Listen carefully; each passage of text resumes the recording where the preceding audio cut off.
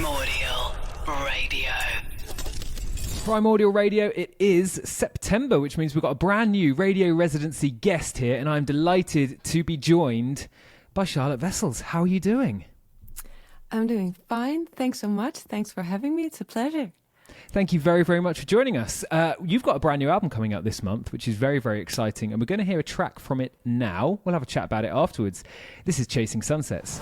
So that's Chasing Sunsets from the album The Obsession, which is coming out on the 20th of September. Firstly, it's this month. I know sometimes albums are recorded months, years in advance, and they're kind of sat there waiting for it. How excited are you to finally get this, presented to the world? I am very excited. Like you mentioned, sometimes it's a long wait. This time, actually, the wait has been filled with like so many things that I feel like I barely had time to be impatient about it, which is good. Like, we're preparing for playing live. We've shot 5 videos. Don't ask me why. It was a very bad idea. We shot 5 videos. So yeah, I kept very, very busy. But yeah, a lot of these songs have been in the works for a long time, so I'm very excited to finally have them out now. And tell us a little bit about that track, Chasing Sunsets. When did you record that? What's the sort of concept behind it? I think I started this one I was in a cabin, and I tried to give myself like maybe once every year, like a week in a cabin on my own, like in a forest somewhere with little distractions, and then I just make lots of ideas. And I remember when I finished Chasing Sunsets, for me, it kind of felt like a blueprint. Like, this has so many things that I like. Like, it has, it has like the catchy verse and the hook and like a pre-chorus that could kind of be a chorus, but then there's also a chorus. I was like, it felt for me like the first song where I was like, this is going to be on the album and it's probably going to be a single. And I am like confident and excited about it. So it was a very motivating song to me. Like, I have a lot of songs on this record which are about, fear and intrusive thoughts and very dark things. And this one, in terms of inspiration, it comes also kind of from a dark and scary change place, but the song itself feels very positive for me because it's been so motivating to write it and finish it and then to work on it with the band and have this album version. So, yeah. So when you're out writing and jotting your ideas down and you're sort of switching off, you're in a cabin. I mean, I'm really intrigued by that. Is everything on paper? Is it going onto paper, or do you just bring like a laptop and a small setup with you to be able to do that? And if so, how then do you keep off the distractions of, like the internet and things if you've got laptops and things with you? Well, I'm very deliberate about it. So what I do, like, I have like a kind of a backpack studio set, with the little Focusrite and just a laptop and with like the mini MIDI keyboard. And so, but I also bring like a full piano just for, being fancy. But all the recording kind of happens on this super tiny little set, which is very functional. But to keep the distraction away, like I do read and I do watch like movies and series, but I do it like very deliberately, where I feel like I really make lists before I go there. Like, if I'm going to read, this is what I'm going to read. If I'm going to watch a film, I'm going to watch this film. It should all kind of serve the purpose of being inspirational and fitting the vibe that I'm going for at that moment. I still feel, though, like I'll still end up scrolling every now and then. It happens. But my intentions are like super profound. I think I'm like most people nowadays in my intentions, and just generally my thoughts are social media is so bad and so distracting, and what's that happening on Twitter, and start going back on it. So yeah, I aspire to be able to do something like that one day. But what we've heard of the album, there's been 4 singles released, and it's sounding fantastic. So it obviously pays dividends. But not only an album to look forward to, in October and November, you've got some gigs coming up as well with the next band, VOLA. Tell us a little bit about VOLA, and tell us a bit about the gigs. What are you looking forward to? Where are you looking forward to most to playing? Oh my God, I absolutely adore VOLA. I'm such a big fan. Like, one of my favorite songs. I chose to go with a recent song of theirs because I feel like maybe that's what I would want if I'd put something out. But like, from the first time I heard the song Head Mounted Sideways, I was hooked. I love that track. And so I actually, I have to admit, I saw the poster going up from the tour, and I saw that there were no bands on the poster yet, no other bands. So I put myself out there and I slid into their DMs, and I was like, "Hey, I see there's no other bands on your tour yet. Might I recommend me?" And they said yes. So that was very nice. It was scary, but it was nice. It worked. I'm looking forward to it a lot, and I haven't properly toured in 5 years. Yeah. So I'm looking forward to going everywhere. I'm just very happy to be on the road again. Yeah, I can't wait. I love the fact that someone who's had the career that you've had so far and played on, massive stages and everything, you still get the hustle trying to, get through the bands and DMs. That's fantastic. Let's have a listen to them now, though. This is VOLA with Break My Lying Tongue. That was Zealand-Arder. Zealand-Arder, the last month's Radio Residency guest, Manuel, was with us here. Yes, he was here with us prior to the release of their album. Now, I can't say favourite album of the year because obviously yours is coming out in a few weeks' time and I'm very excited for that one. But it was definitely my favourite August album was Zealand-Arder. With that track, Fend You Off, which has a little bit of everything, I think. Why did you pick that? I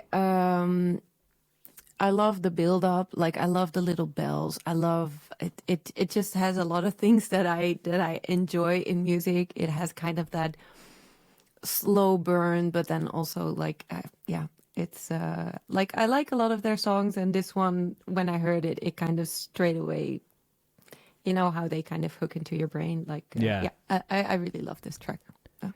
Have you heard who mixed that album? No, or at least what they're famous for? I can't remember the name, so apologies. It was the person who mixed a lot of Spice Girls records. That is so cool. I know. That is so cool. I was talking to Manuel was telling me, and I just thought that, it makes so much sense because for a really heavy album, it's got that pop crispness to it and that production edge. And yeah, I just love it. I still like one of my favorite tracks is Gotterdammerung.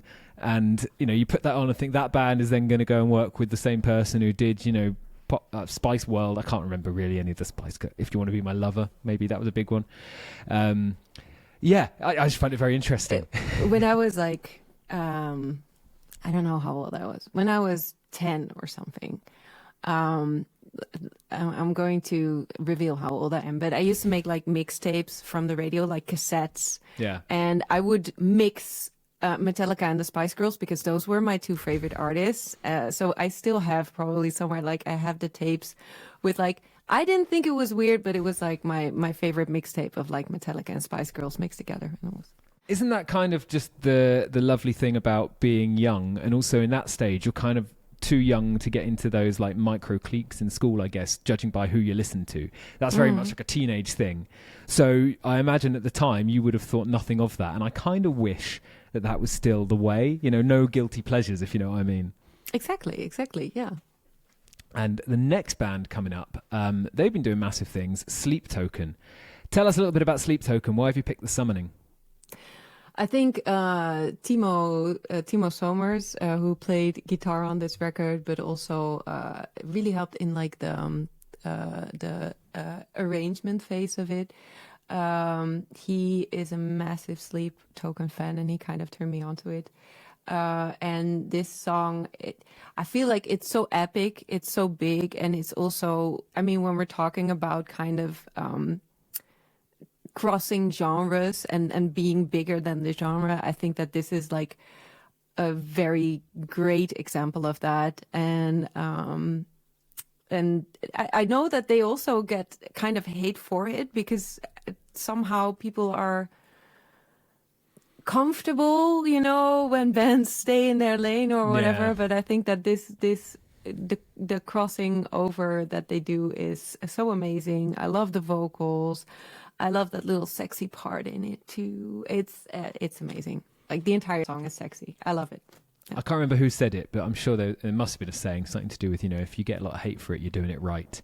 Because it means you're hitting lots and lots of people. And how do you take that approach in your songwriting, especially now that you're going about it as a solo artist? You're not, I'm assuming, people say solo artist. you've still got a band and you've still got musicians who you collaborate with, but you can kind of guide it how you want it, as opposed to being a part of a band where it's more of a collaborative decision.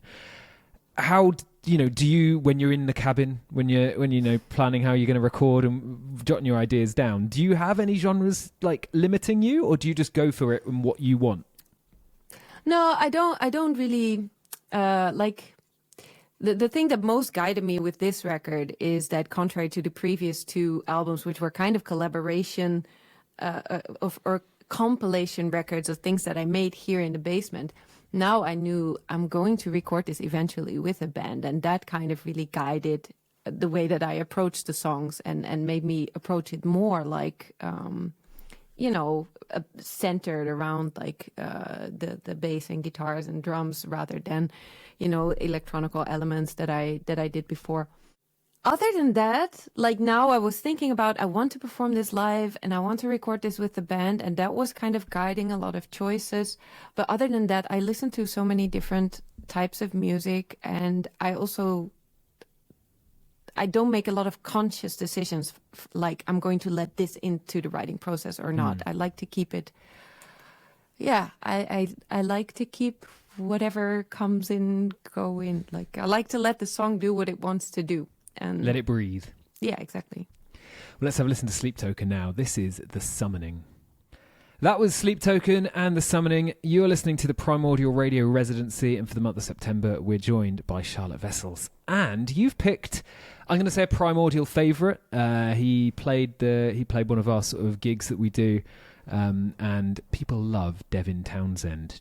Do you love Devin Townsend too? Yeah, there we go. I thought that'd be the answer. Yeah. Why this track in particular? Because there's a plethora that you can really go for with Devin.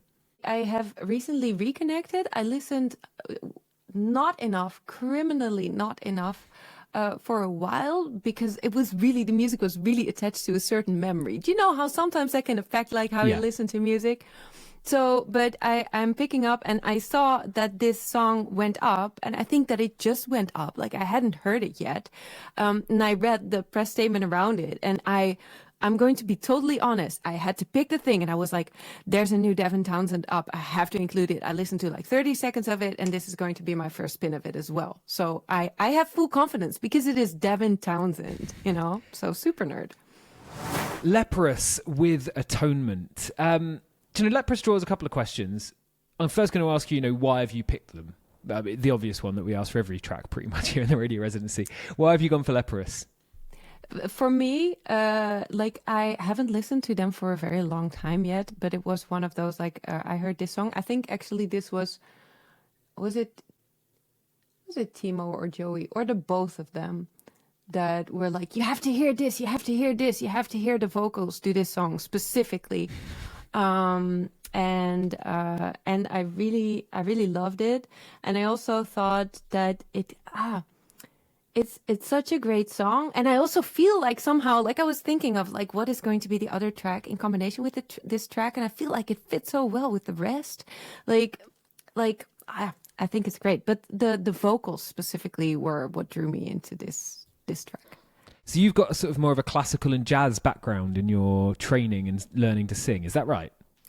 So the thing is, I had, like in my music school back in the day, you either did classical or you did light music, but they called all light music, they called jazz. Okay. Also, metal is considered light music. Everything that's not classical was kind of going under one other thing, and that was jazz. I was in a big band. Like I have played jazz. I'm not afraid to admit it. I played the clarinet too. So I played and sung in a big band. And classical too. But it's not just jazz and classical. Like jazz was really the umbrella of anything that's not classical. I quite like that. That's very music school take on things. It's a very music school take on things. The reason why I wanted to mention it is because bands like Leprous, obviously they're more towards the sort of proggier end of things. And they just, it's very difficult to play. It's very, very...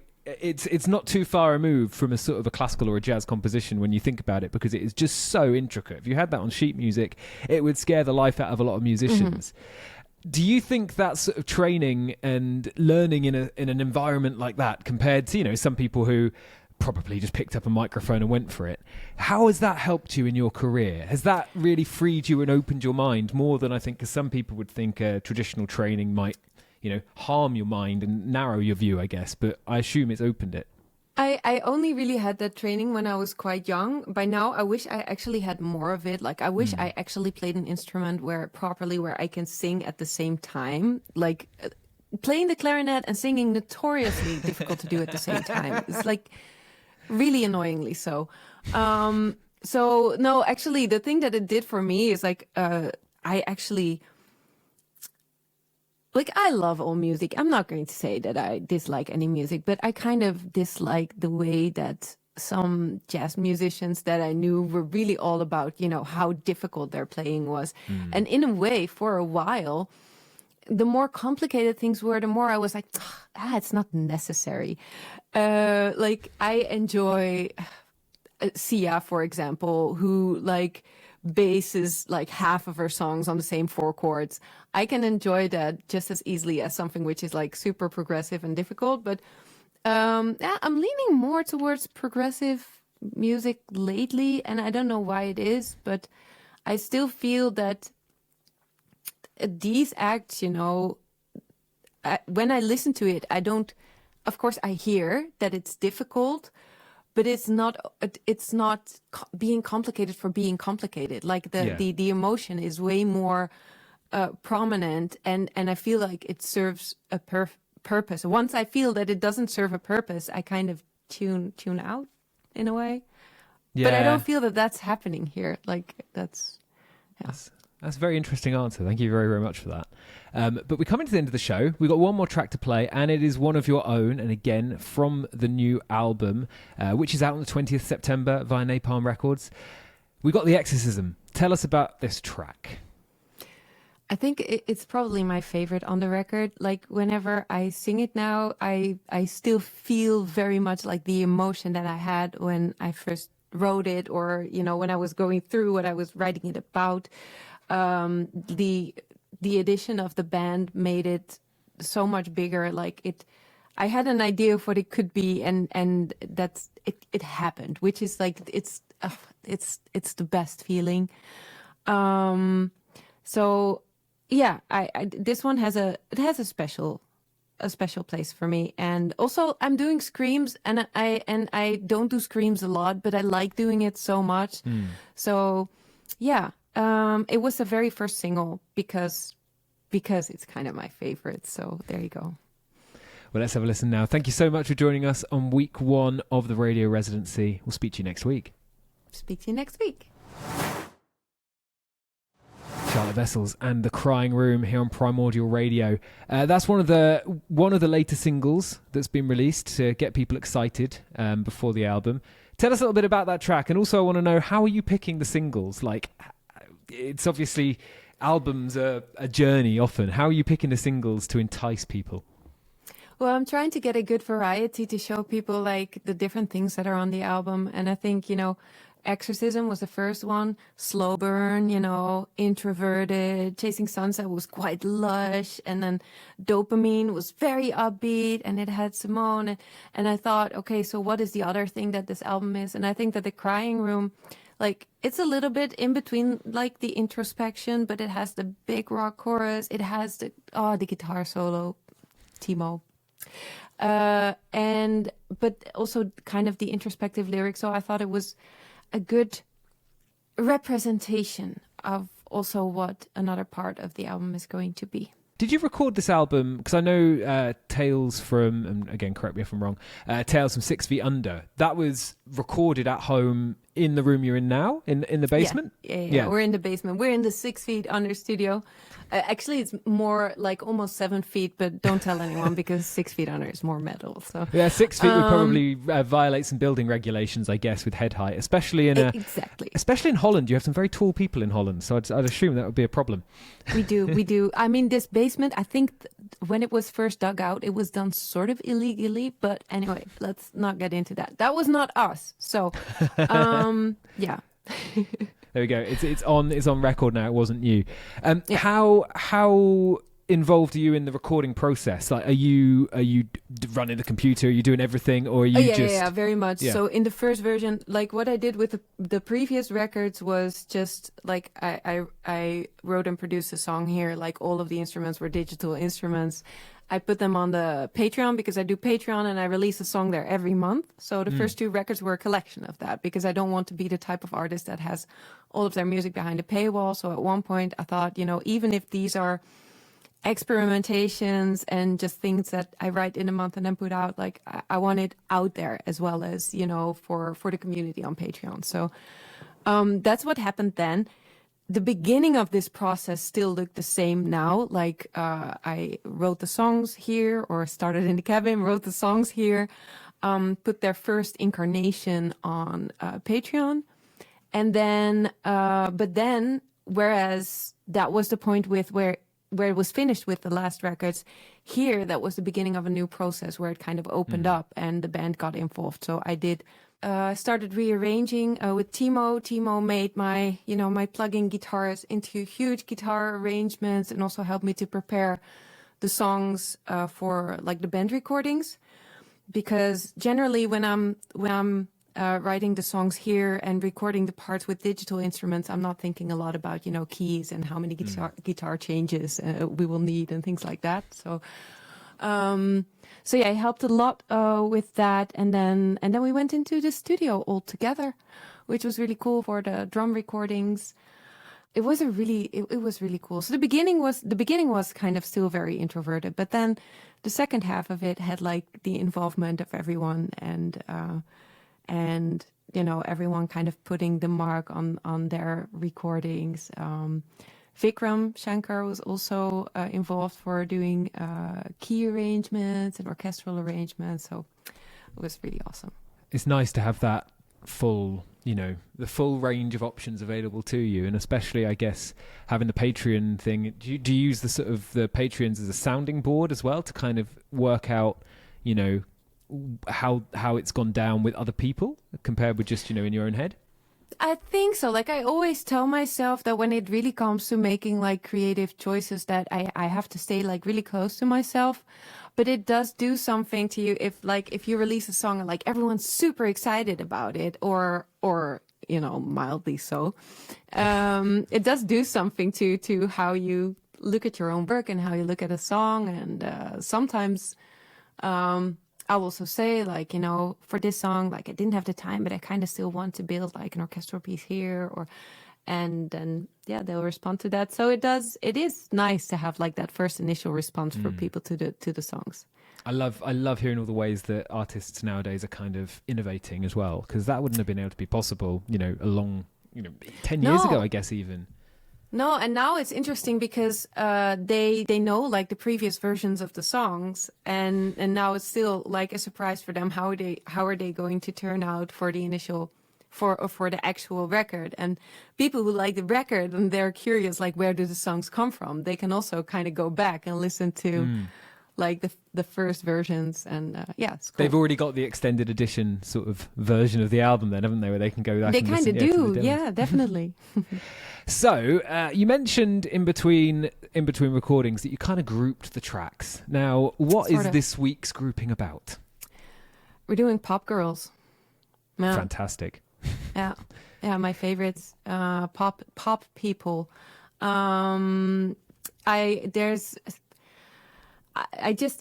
love drama in music, and these picks, like they're all very dramatic. There is some in there where I sometimes wish like, I just wish there was like a very loud guitar under this. And actually for the first one, for Aurora, I know for a fact that she wants to do a metal album, and I, for one, cannot wait. She's done a song with Bring Me the Horizon, which is amazing as well. But I thought I'd bring one of her own because it's so cool. But yeah. Well, tell us a little bit about this track, Churchyard, then. This one, her own, not with Bring Me. No, yeah. So Churchyard, I don't know. It's very It's one of my favorite of hers. I cannot really even explain why. It's got that drama. It's got a very, very driven like beat under it. I've played it on the loop station once, which is really cool as well. Like it kind of brings you into a trance, you know. It's got that cool quality to it. Let's have a listen now. This is Aurora with Churchyard. Florence and the Machine with King. I like Florence and the Machine. She's I don't know how, because I've never consciously made the choice to listen to Florence and the Machine, but she's one of those artists who's kind of, especially over the last 10 years, ingrained herself, especially in British culture, because I think she does a lot of, you know, Glastonbury performances, which is on live TV and the BBC and Radio 1 big weekends, a lot of the things that are quite widely available. Tell me a little bit about Florence and the Machine and your sort of relationship with that track. Okay, so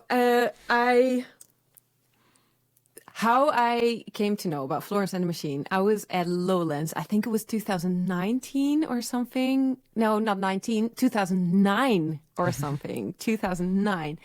And is this true? I don't know. It was a long time ago. And I saw they had a CD stand, and I saw the CD for Lungs, and I was like, oh my God, I love the artwork. I'm going to buy this. But then my very sensible partner said, you didn't even know the artist, you didn't know the music, you didn't know if you like her. And I was like, well, if the CD is here, then I'm sure that they're performing. So then we actually went to see her perform, and she was on the tiny little stage. She wasn't even on one of the official stages. She was on one of those talent stages, you know, where the upcoming artists could play. I was blown away, like everything, like the lyrics. I think they had 2 drummers at that point, or it was so special. It was love at first. It was love at first sight, literally. Like I wanted the artwork. I loved it. I still think visually, everything she does is amazing. But yeah, I went to the show, and then like love, and also the lyrics. Like this, I had this record. I have it in like a booklet where they present all of the lyrics as poetry, and it is all poetry. Like standalone, the lyrics are so good, especially this song. And she has a way of talking about the very mundane, like talking about how much you give up for your art at the kitchen table, like, and make it sound larger than life, which love. It's that thing about the poetry as well, because I think of Florence the Machine, and as I say, like I'm not an active listener, but I kind of feel that it's quite dark folky in a sense. There's like a dark folk edge, and it's interesting because I think a lot of artists could take that and they could move it into rock and metal. It could even find its place in a more of a country vibe as well, but she's moved it into pop.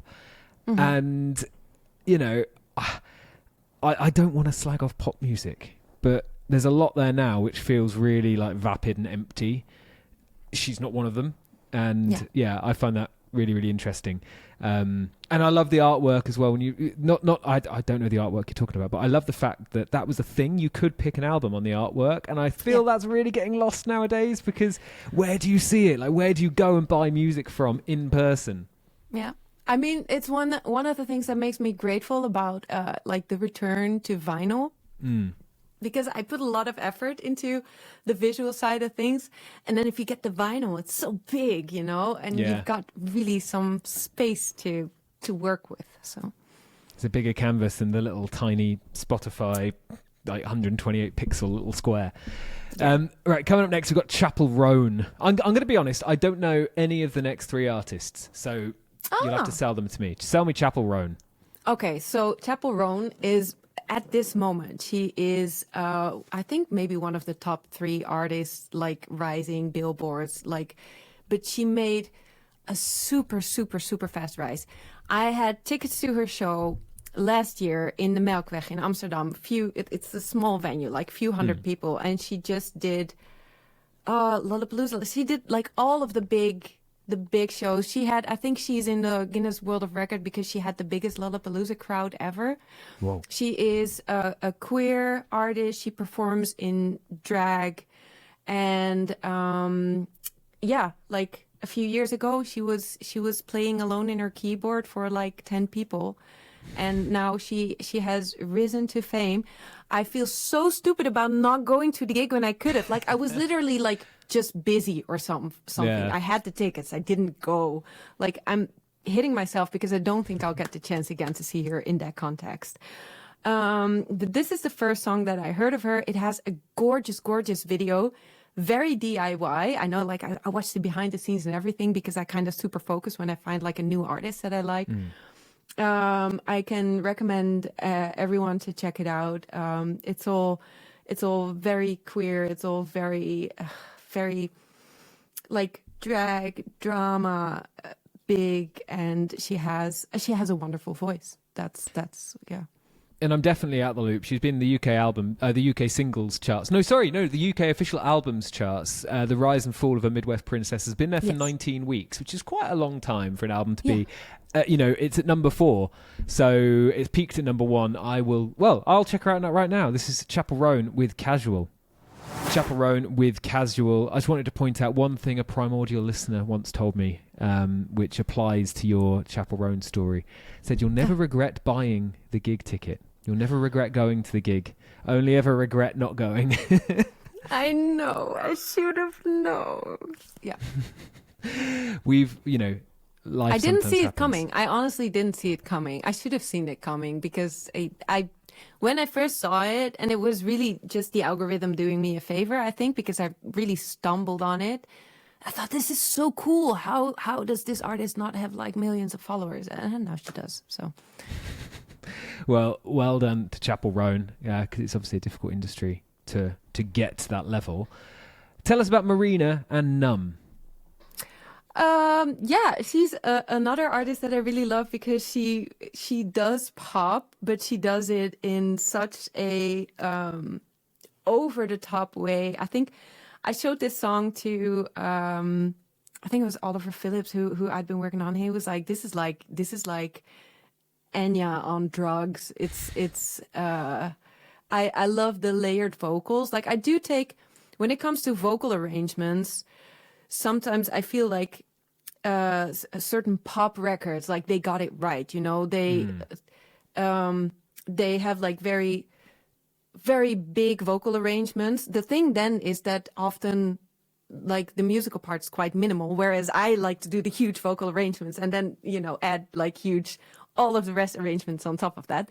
But I know I love her vocal arrangements, and I love the kind of the melancholic flair in her music. I think she hasn't done a record in quite a while. I hope something new is coming. She used to go by Marina and the Diamonds when this was released, but I think now she's just Marina. Marina and the Diamonds rings a bell to me, and I don't know why, but yeah, okay. Yeah. She might be originally British, but but Numb is definitely Enya on speed, and it's one of my favorites. She's a Greek-Welsh singer, which is quite a combination, actually. Greek-Welsh, yeah. And the Welsh, actually, she was born in Wales, and the Welsh have a very big... like, everyone's in a choir, basically, when you're young. There's a lot more singing in schools, apparently. I work for a Welsh company, so I learn loads about it. It's a very, very nice environment for a singer to kind of progress, which is interesting. Amazing. That's a complete by the by. Let's have a listen now. This is Marina and Numb. Boy Genius with Not Strong Enough. Tell us a little bit about that track. This is another act that I have not been listening to. This one I have not been listening to for a long time. The other ones in this episode I do, but Boy Genius was kind of new to me. Again, I think this was the algorithm really working in my favor. I stumbled upon their record called, and I love this, The Record. That is so cool. If you call your record The Record, like, that is confidence. I love it.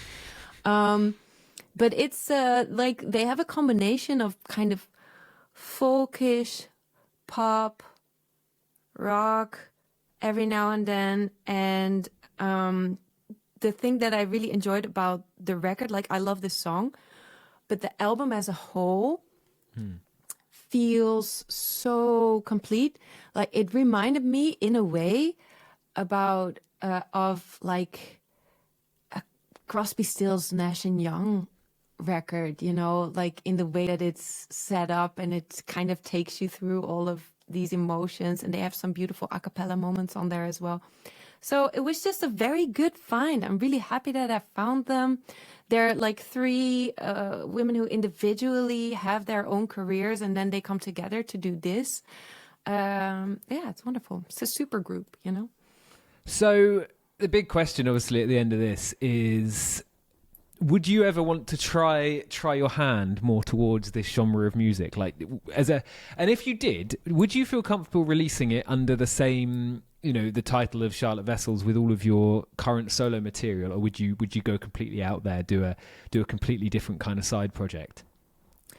Nah, I think for like the episodes now, I felt like grouping them together. But I think that the influences are kind of in my music already. Like I mentioned, sometimes when I listen to songs like that, I feel like, I feel tempted to hear this like with like a very heavy arrangement or something. Not that they're not amazing like as they are, but so I think also like when I'm working on something like this, like sometimes I will most likely want to make it heavier. But actually on the compilation albums, there's been a couple of songs where I let the pop songs just be pop songs, and that's fine too. I don't know if I would make an entire album of it. That's a complicated question that you just asked, and I don't have an answer to it. I think that the following song, that this is actually one of the songs that is more like a pop song, and I was very happy with it just being a pop song, and I also didn't feel like it needed like additional heaviness or something. I think that is why I paired it with this episode as well.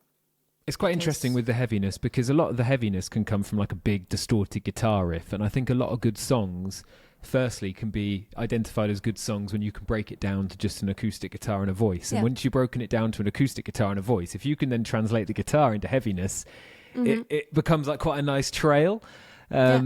Yeah, not sure where I was going with that. That was just a thought that I wanted to get down on mic. Like, a lot of songs, like if they work, they'll work in a lot of different ways. Actually, it's not the song we're playing now, but Dopamine was a harp song in the first Patreon version, just harp and vocals, and then now became like a full band version. It's a thing. I'm intrigued to listen to some of these Patreon tracks. It sounds fantastic. Where can people go, actually, just for anyone out there who wants to go and get involved with the Patreon? How do they find it? It's patreon.com/Charlotte Wessels. It's very, I've also got it linked on my website, which is charlottewessels.nl. .nl. Brilliant. Well, everyone go over there if you want to hear some of the songs stripped back. But now we've got an album from 6 Feet Under Volume 1. This is Superhuman, last track of the show. Tell us a little bit about it. So Superhuman was one of the first songs from the very first Tales from 6 Feet Under record. We recorded a video for it. It was a single. It was kind of one of the first introductions of songs that I did under my own name. It's very different from like it's very different from the metal songs that I've put out, but I still really like it, and it's a song that I like to use to encourage yourself when things are difficult. It's That's a lovely message to end on. Let's have a listen now. Thank you so much for joining us this week on the Radio Residency. This is Charlotte Wessels with Superhuman. So that is Dopamine from the forthcoming album, The Obsession. Soon, this time next week, we'll be saying from the new album, the available album. That features someone with, I'm going to say one of the best names, Simone Simons. From the band Epica. Name? How did that come together, and especially how did the collaboration come together with Simone? So the song Dopamine, like there's a little bit of a backstory. The song Dopamine is, we're diving straight in, is about kind of the side effects of a medication that I was on, antidepressants. And the very first time that I opened up about this publicly was in an interview. And after I did the interview, I got a text from Simone. She saw it and she was like, hey, I saw it and let's connect. And of course, I've known her before that and we've always been friendly, but I feel like that's when we really connected. We started hanging out. We did collaborations. And then when I dropped the very first version of Dopamine on Patreon, which was a completely different form, it was just harp and vocals. She told me like, oh, I like it so much. I've been playing it on repeat. So I thought, if this is going to be on the album, then I would love it if she was on it, because I feel like, we bonded over it. And of course, then after all that kind of introspection and stuff, we got to do like a video for it wearing pink wigs and putting a drum kit in a ball pit. Like, it was amazing. Do you love doing the videos? Because obviously people often think, I think especially in the past, like when they first became a thing, you heard like stories of bands really not like enjoying it as much. But I guess nowadays you're clearly very creative, and it's just another line of creativity, I think, especially with the ability to map things out on phones and that sort of thing, and editing's becoming easier. Yeah, often like I'm already thinking about like the visual side of the songs. When I'm working on the songs, I'll be making like mood boards or Pinterest boards. Like I know it sounds silly, but of kind of like I'm always very much visually thinking of what even if I don't know what the lyrics are going to be, I just try to visualize it and then describe what I visualize with it. So for me, like that's always like a very big part of it. So then when the time comes to make a video out of certain songs, I really like conceptualizing it and talking about it with whatever team I'm working with, and like working very closely with them. And then, the shooting is kind of nerve-wracking because I want it to be good. And sometimes there's time pressure. Sometimes it's 2 degrees. And sometimes, there's always something. But in general, I enjoy it. Yeah. I imagine they're very tiring, long days. But do you kind of forget that when you see it? Like you forget the struggles happened. In the end I do forget it. Like this one had the opposite challenge, where it was at a location that we had to shoot after hours, so we had 6 hours to make the entire video, like everything from prep to clean up. So this one was like, okay, go, but yeah, you do forget that after a while. Yeah. I mean, you said a drum kit in a ball pit. Was it after hours at some sort of like children's play centre by any chance? Yeah, it's one of these like sort of Instagram museums where you can go and take your pictures in all these weird settings. And I had gone there with a friend a few years ago, and then I was thinking about dopamine, and I wanted it to feel like a dopamine shot, very colorful, very pink, very, over the top, but then to be very deadpan or like even very sad while performing it. I thought it would be a nice contradiction, and I was like, this is the place. This is where we have to do it. And fortunately, they agreed, and they let us do our thing. Yeah. Fantastic. Well, that obviously is from the album The Obsession. Just to mention again, it's coming out this Friday, the 20th of September. But we're doing a double shot of Simone Simons, but this time featuring, and you might need to again, I've mentioned that my language skills are poor, Alissa White-Gluz. Is it Gluz? Yeah, I think so. Alissa White-Gluz. She's the unbelievable singer from Arch Enemy. I believe you've collaborated with her in the past, haven't you?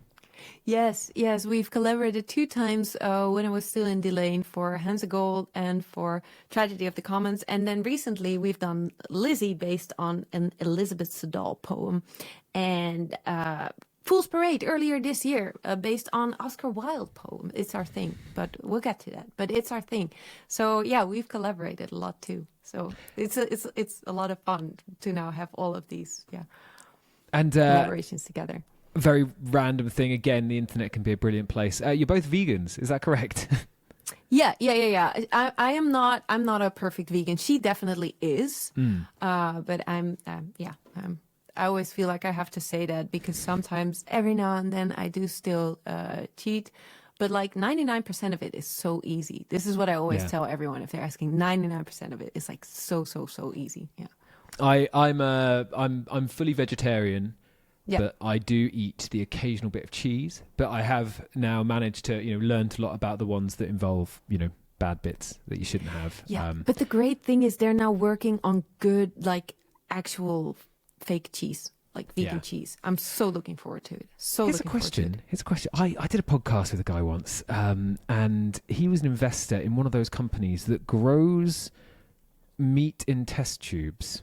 So it's essentially like lab grown. Mm-hmm. And they're working on it for other things like animal fats and stuff, because obviously it can be used in cooking and things, but it isn't an animal product apart from they maybe take the cells, and he claimed from like a toenail, which sounds disgusting, but it's it's fine. What do you think about that? Would you eat that? I think I would. Yeah. Excellent. Do you know what? Everyone I've spoken to feels a bit funny about it. I'd be well in for that, because it's not harmed an animal. I'm okay. Yeah, it's like a lot of people have like different views also on like a fake meat, like things like that. Just also when it's not lab grown, but when it's made from something else, because it still looks like meat, it still looks like the thing. But for someone who has been eating meat for like 25 years or so, like it just makes everything so much easier to still be able to cook the dishes that you're used to cooking. It just makes the transition. And I think this is only like in the last couple of years, it's become so much better. I honestly believe that, you know, a few years from now, there will be decent replacements for everything. Like Definitely. I'll need to, at some stage after this, share with you my vegan bacon recipe, which is just stunning. Yes, please. Yes. Moving on, though, let's have a listen to this. We haven't spoken enough about the track, actually. Why have you picked this one, Cradle to the Grave? I guess it's the two collaborators in the song. Definitely. And then also, like, as a third, like, Simone made this record with Arjan Lucassen, who's also amazing. So I'm very excited about Simone's record, Eterna, coming out. And then this one having both Simone and Alyssa is, I think, it's a cherry on the cake. So... Let's have a listen now. Cradle to the Grave. That was Nightwish with The Day Of. Nightwish, I think, was the last band I did. I used to do acoustic sessions, and I was lucky enough to do one with them, and it was just before COVID hit. And Amazing. Life's changed a lot since then, and I haven't had another chance to do one. But I think very fondly of Nightwish because of that. Why have you picked this track? Well, firstly, I just really like Nightwish. We've been on tour with them when I was still in Delain a couple of times. It's one of those bands that kind of has always been there, like in all parts of life. And now their new record is actually coming out on the same day as mine, which is like, I saw it and I was like, am I concerned about this or do I think this is cool? I ended on thinking that it's cool. Like, yeah. But I'm really enjoying like their new music coming out now. Floor is such an amazing singer. But yeah, mad respect to all of them.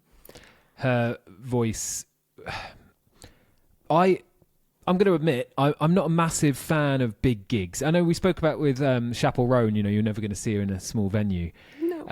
I'm not a massive fan of the stadium gig, you know, that sort of thing. I find it quite detached. But being in the same room, and we're talking essentially like a small pub was where we recorded this acoustic session, and hearing a voice like that, you know, not needing a speaker, not needing a microphone. Okay, we needed it for the recording. It's something else. It's a different experience. And it's that thing of like the magical thing of music and moving air around you in a sense. And yeah, her voice was fantastic. We've had lots of amazing singers though on the radio residencies, and of course yourself included. So it is just an interesting thing. When you play gigs, do you have a preference in size? And obviously, let's pretend that they all earn the same amount of money, and you know the fans are all as satisfied. Where would be your perfect size venue? I think it has to be a venue that is big enough so that you get the crowd effect and people don't feel shy anymore. So I think 500 plus is amazing. But then not so big that you need mandatory barriers, because I like to perform without barriers. Yeah. So let's say just the Tivoli Vredenburg here has like a venue. I think they fit like 1,500 people.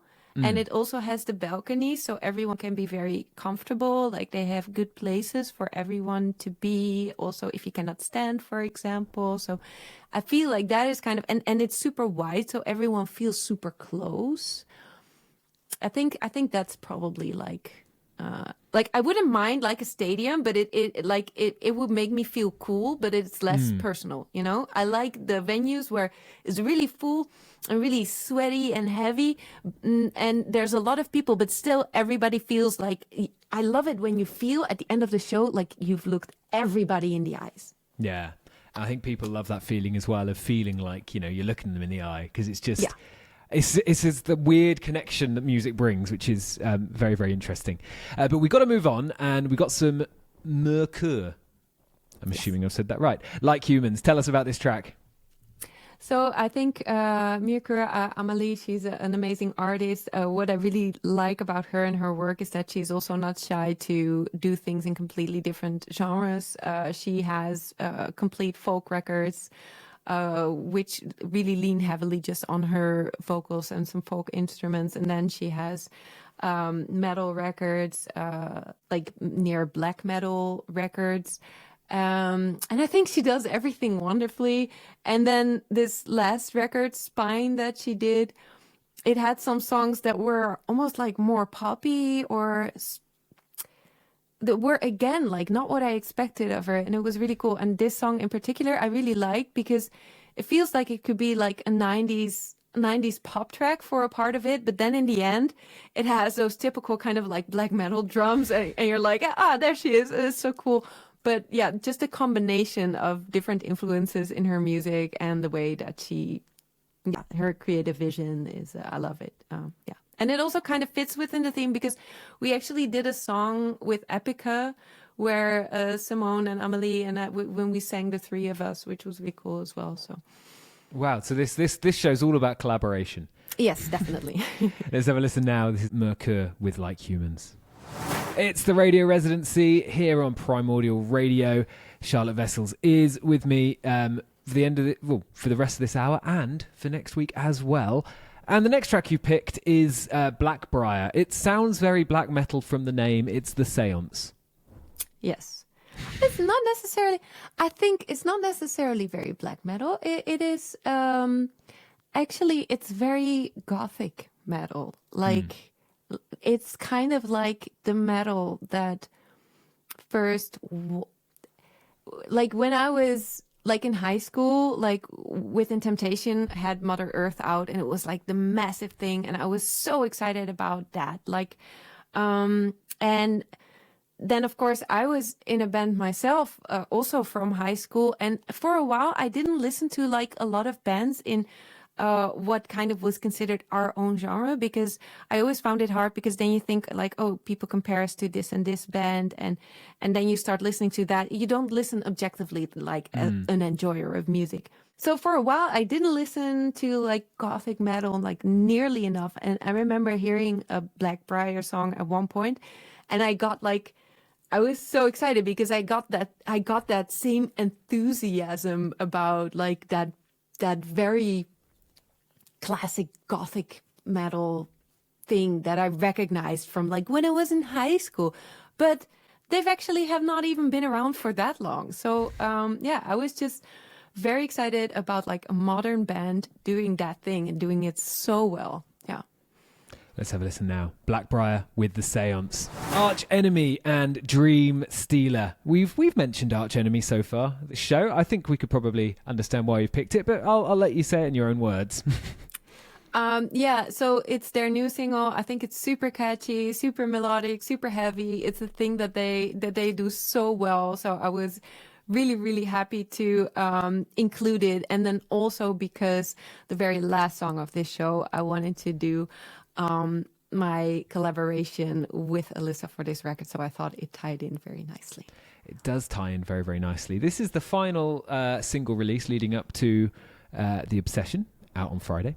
Tell us a little bit about this track then. This is Ode to the West Wind.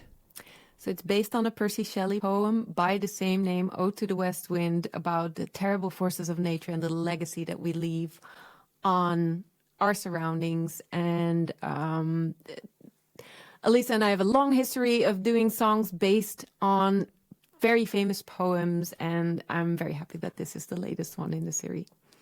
Brilliant. And before we play that, this is your last big sell before release day. Tell us why. There's a big intake of breath there. Tell us all at Primordial Radio why we should go and, I don't know, I would always suggest go and buy the album. Go and pre-order it now. Get it ready. Get it on your doorstep on Friday. Or if times are also tough, pre-save it on your favourite streaming platform. But why should they? Give us the big sell. The pressure. Well, we put a lot of effort into this record. It's very personal to me, but then we put so much effort into like all of the songs, all of the arrangements. It's a great variety of songs. We have Simone, we have Alyssa, but we also have a gospel choir. So expect the unexpected. I really hope people like it. I'm sure they will. For everything I've heard, it would be very difficult not to. Let's say goodbye for this week and leave with this track. This is Charlotte Wessels with Ode to the West Wind. It is Primordial Radio, and it's the fourth and final week of the Charlotte Wessels Radio Residency. I'm going to be very, very sad to say goodbye to you at the end of this, because you've introduced me to some brilliant tracks. There's been, just in general, a lot of good stuff to talk about, and also your own album, which is out now, The Obsession. People can get it everywhere. How are you feeling after the album's been released to the world? Does that sound like a sigh of relief? I'd say that reflected relief. I'd say that was quite a happy sigh. Yes, it's a very happy one, and I'm very happy to have it out. And I'm very curious to hear, all the responses to the song. So, well, we're going to kick off with a track from a previous record. This is from Tales from 6 Feet Under, Volume 2. This is Toxic. That was Toxic.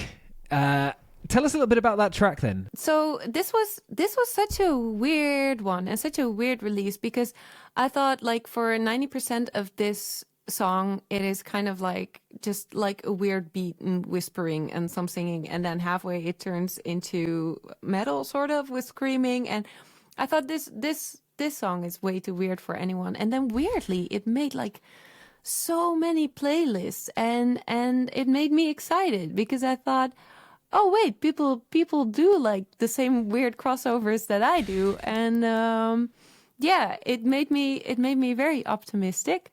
And I liked it. And other than that, the lyrics are very angry and necessary and stuff. So, I thought I'd include it. It's a weird one, but I like it.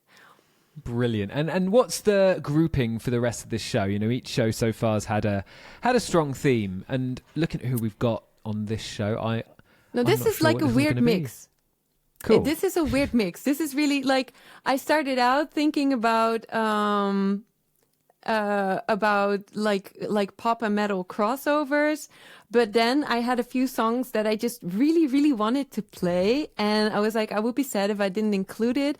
And now it's just a mix of different things that I all like a lot. So, starting with Poppy, who are they're a more recent band, aren't they? They kind of are a band who kind of, I think of them at least, as they blend rock with a lot of a punky edge as well.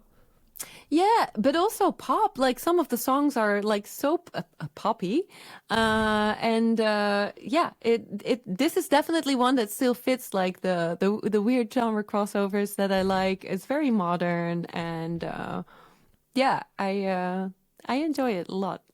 Yeah, let's all enjoy it together. This is Poppy with New Way Out. Brutus with Liar. Great band name, Brutus. I don't know them particularly well, so you'll have to tell me a little bit about them other than just the name.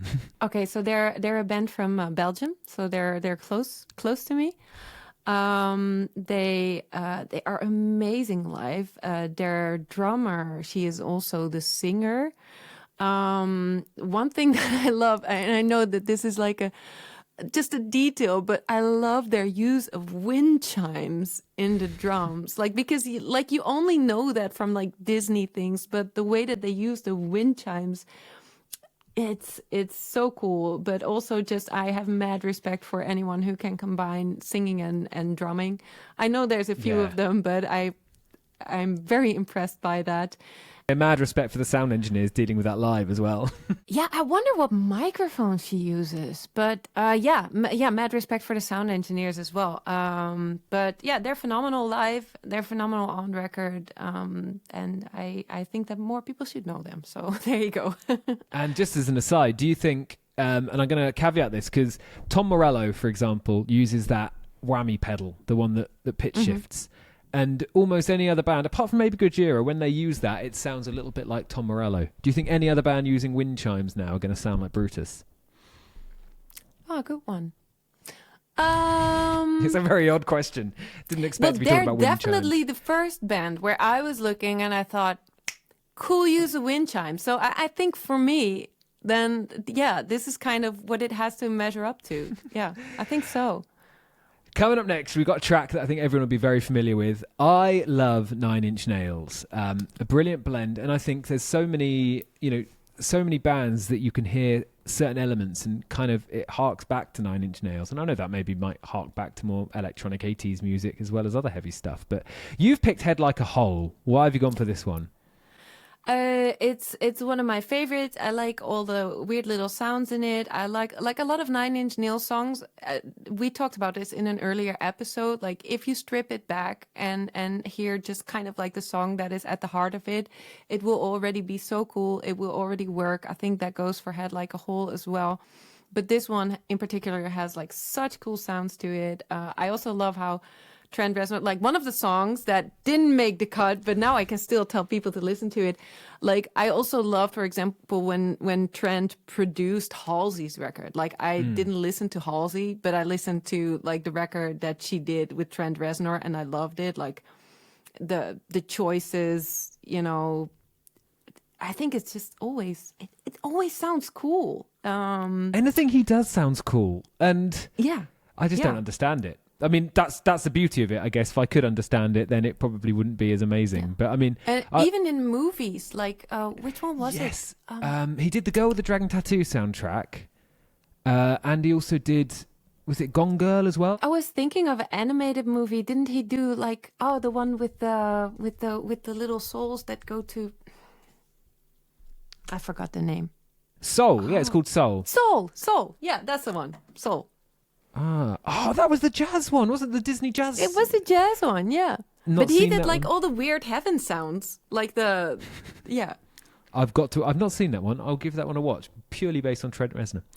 Let's have a listen now. This is Nine Inch Nails with Head Like a Hole. That was Duel with Venus in Flames. Tell me why you picked that track. I love Duel. I love all of their records, actually. They're a Dutch band, and we have performed on a festival with them recently, Onbaruch Open Air in the Netherlands, and it was amazing. So I thought I'd rap a song from their latest album, Venus in Flames. Fantastic. And we've got next up some Ghost, another very interesting band, and we've spoken a lot about pop. There's been a lot of a pop theme, and Ghost definitely have a lot of pop in them. Yeah, I know that for a lot of people, like they consider it like a guilty pleasure, but I don't. I love Ghost. I like all of the records. I did a cover of Mary on the Cross because, of course, I did. And with Zorak ook from Blackbriar from last week. Hey. So there you go. No, I absolutely love Ghost, and this song also has such a cool, because it's almost like a reggaeton beat under it. Like it's also like a weird genre mesh over it that I really enjoyed. I think it's one of the odd songs on their last record. So a brilliant band to see live as well, and it's just good fun. Like I don't think they don't take themselves too seriously, and when they do, it's kind of still in a bit of a comedic way. I love them. Let's have a listen now. Ghost and 20s. That was Ghost with 20s, and that was the last. Well, it wasn't the last track that you'd chosen because we've got one of your own, but it was the last of your choices. I feel like you should be making playlists. It's been very interesting the way you've walked through here.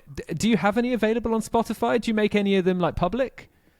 I have like the pre-show playlist that I do, but I'm thinking of making some more playlists also of the things that I was listening to when making like this record. So I'll be making more. But this was great fun. I hope I get to do it again sometime. Thanks so much for having me. No, thank you very, very much for joining us. It's been brilliant. I love all of these radio residencies because everyone brings such different thoughts and feelings on music as well, and it's again, you see like how it affects people emotionally in not just play this song, listen to that song. So it's been fantastic. But we have got one track to play before you head off, and it is from the new album, and it's Praise. So tell us a little bit about this one. Okay, so Praise is a song. It's kind of the odd one out on the record. It's one of my favorites. I didn't make it a single because I thought maybe it would be too odd. But I really, really love how it turned out. It's about, needing external validation in order to feel good or to feel anything. I think that a lot of us are kind of under that, like also with social media stuff, everyone presents their life like they're perfect. So I wrote praise about that. And then in the process, you know, when we involved the band, it only got cooler. And then at the very end, we added a gospel choir, because you cannot have a song called Praise and then not have a gospel choir on it. And that they were must have been absolutely so amazing. fun.